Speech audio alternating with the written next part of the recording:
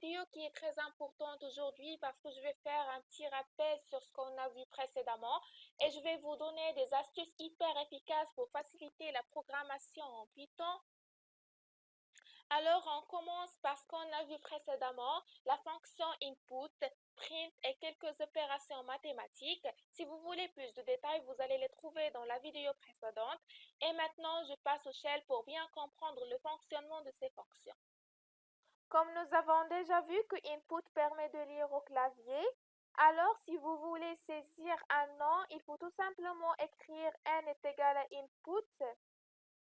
Et notez bien que input est une fonction qui renvoie toujours une chaîne de caractères. Il est inutile d'écrire stn est égal à xtr input.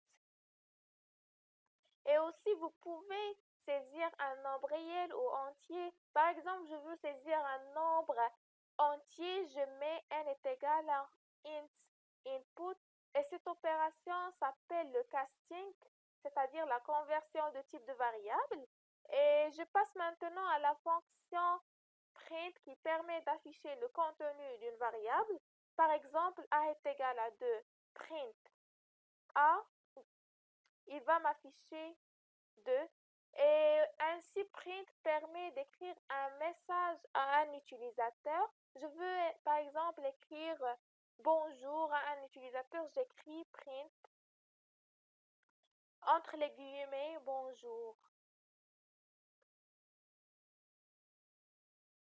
Maintenant, je vais vous montrer des astuces efficaces pour les manipuler dans la programmation sous Python. Je commence par l'affectation, la permutation, le renommage et je termine par comment générer un nombre aléatoire sous Python.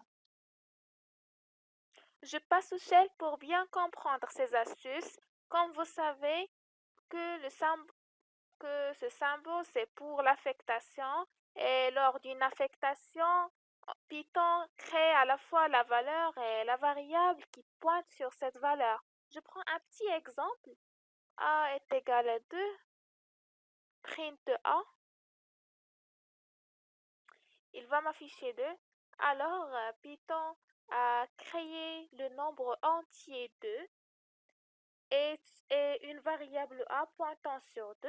Et si j'écris b est égal à A, il y a une création de la b est égal à A, il y a une création de la valeur b qui pointe sur la valeur pointée actuellement par A, c'est-à-dire 2.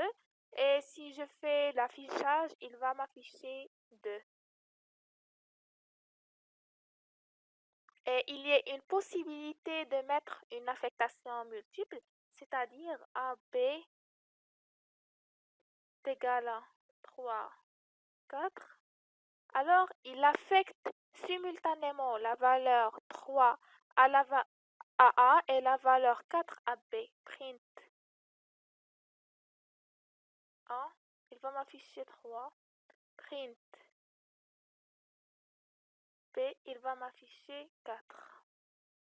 L'incrémentation se fait par ajouter un 1 et notez bien, il faut initialiser le compteur. Je prends un petit exemple.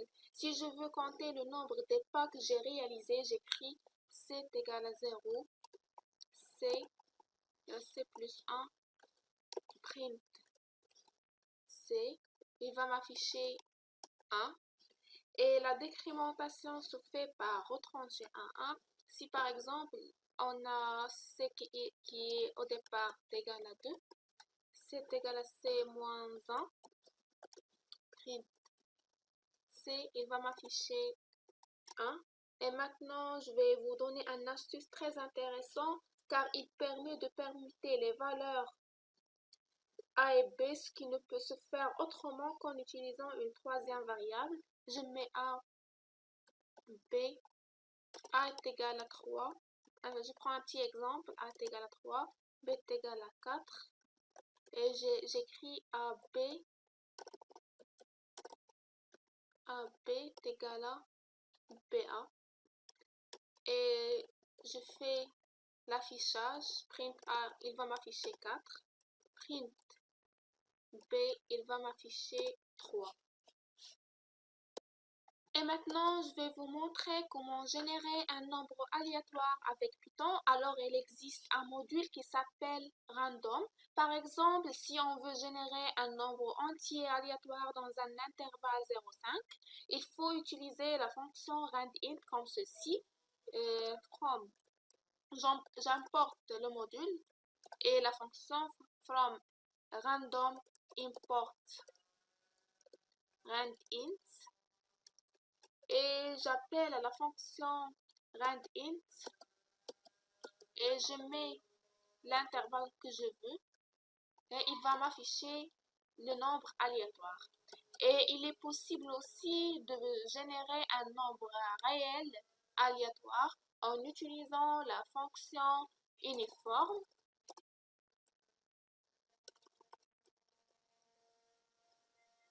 Et je fais l'appel à cette fonction et je mets l'intervalle que je veux, 0,5 par exemple.